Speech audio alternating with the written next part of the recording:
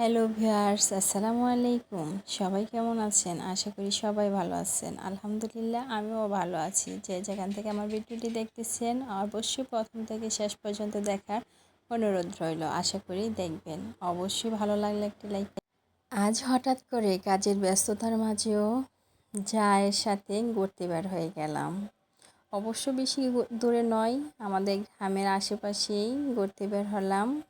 তো সামনে আমার জায়ের ছেলে আর আমার একমাত্র মেয়ে, ওরা আগে আগে যাচ্ছে আর আমরা পিছনে।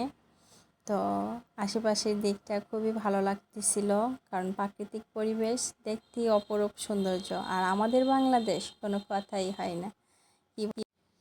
পরিবেশটা আমার কাছে খুব ভালো লেগেছিল, তাই আমি নিজেও দেখতেছিলাম আর আপনাদেরকেও দেখাতেছিলাম। তো আপনাদের কাছে কেমন লাগলো অবশ্যই কমেন্ট করে জানাবেন। কিছু কিছু ধান ক্ষেত পেকে গিয়েছে, অনেকেই কেটে নিয়ে বাড়িতে ধান নিয়ে নিয়েছে, আর কিছু জমিতে এখনও ধান পাকার বাকি, তো তারা কাটেনি। মানুষ কাজে খুব ব্যস্ত, গ্রামের মানুষের এখন খুবই কাজ। এই যে দেখতে পাচ্ছেন কচু শাকগুলো, এটা কিন্তু খুবই উপকারী একটা জিনিস। তো হাঁটতে হাঁটতে অনেক দূর এগিয়ে আসলাম। বনের উপর দিয়ে হেঁটে যাওয়াটা আসলেই কষ্টকর। আপনাদের দেশে কি বলেন, আপনাদের গ্রামের এদিকে বনকে কি বলেন? কেউ কেউ খেরও বলে, কিন্তু আমরা বন বলি। এই যে ধান ক্ষেতগুলা খুবই কাঁচা, তো আমরা হাঁটতেছিলাম, জালকে সাথে নিয়ে হাঁটতেছি। তো খুব ভালো লাগতেছিল, কারণ আমার জালেরও মা বাবা নেই, আমারও মা বাবা নেই। তো দুজনই এতিম এতিম হয়ে, মানে দুজনের কথাবার্তায় অনেক শান্তি লাগে। তাই আমরা দুজন খুব মিলেমিশে চলাফেরা করি, আমাদের খুব ভালো লাগে। দুজন আমরা বোনের মতো চলে, আমি বড়, ও আমারও ছোট। তো আমি ওকে বড় বোনের মতোই আদর করি, আর ও ছোট বোনের মতোই আমার পাশে সব সময় থাকে। আমার খুব ভালো লাগে, বিপদে আপদে ওকে আমি সব সময় পাশে পাই। জাল মানে সবাই ভাবে যে যা খুব খারাপ হয়, বাজে হয়। আসলে সবার যা এরকম হয় না। কিছু কিছু যা আছে, যা নিজের ছোটো বোনের চেয়েও ভালো হয়।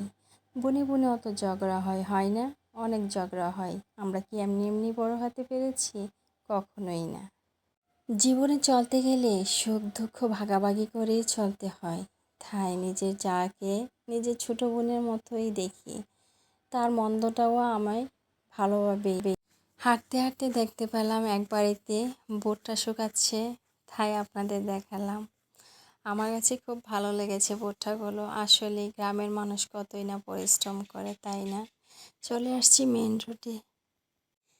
এখান থেকে সামনেই আমাদের স্টেশন। এখানে যাওয়ার পরে কিছু মজা কিনবো, যেন বাচ্চাদের নিয়ে বসে খাওয়া যায়। এই যে আমার যা চকলেট কিনেছে সবার জন্যই। তো আমার জায়ের ছেলে চকলেট পেয়ে সাথে সাথেই খেয়ে ফেলেছে। আর আমি কিনেছিলাম চকবার। চকবারটা আমার খুব পছন্দ, তাই আমি চকবার নিয়েছিলাম।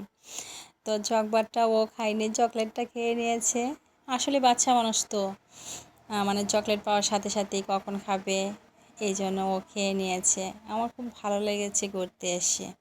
তো আমরা কিছুক্ষণ একটা খালি জায়গায় বসেছিলাম, বসে আইসক্রিম আর চকলেট খেয়ে নিলাম। তো অনেক কথা টথা হলো। আসলেই এতিমের দুঃখ বোঝার মতো পৃথিবীতে কেউ নেই। আর বাচ্চারা খুব খেলাধুলা করতেছে আমাদের সাথে। বাচ্চারাও অনেক আনন্দ পেল, কারণ আমরা বসে শুধু কথাই বলতেছিলাম, সুখ দুঃখ ভাগাভাগি করতেছিলাম। আর বাচ্চাগুলো মনের আনন্দে খেলতেছিল, আর বাতাসও ছিল প্রচণ্ড। খুব ভালো লেগেছিল। সব মিলিয়ে আসলে অসাধারণ ছিল ঘুরতে আসাটা।